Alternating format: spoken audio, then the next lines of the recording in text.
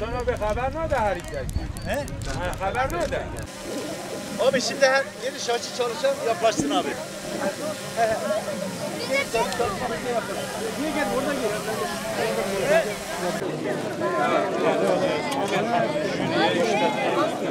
Hadi abi bir şarkı.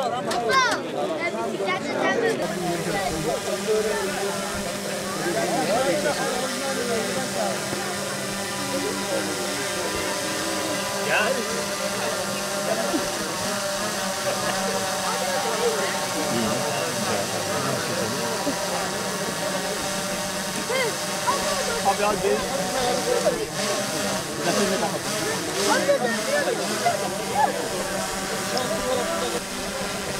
Ben değil.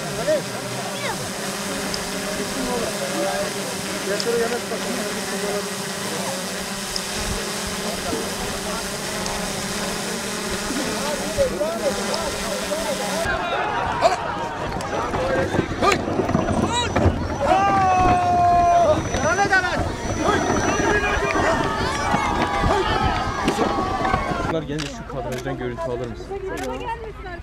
Sabit. Tut. Kayıt al. Arkadan araba geliyor ha. Araba girme ya.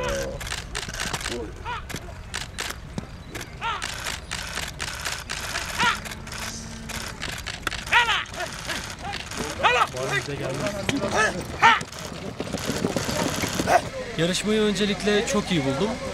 Yalovalıyım ama 7 senedir Van'da yaşıyorum. Onun dışında Van Büyükşehir Belediyesi'nin düzenlediği bir programla katıldık buna. Tüm fotoğrafçılar, başka şehirden gelen fotoğrafçılarla katıldık bu yarışmaya. Ve gerçekten beğendik. Yani 7 senedir Van'da olmama rağmen tüm şehirlerini, köylerini hepsini yeni keşfetmeye, yeni görmeye başladım. Gayet güzel buluyorum ve Van Büyükşehir Belediyesi'nden devamını da diliyorum aynı zamanda.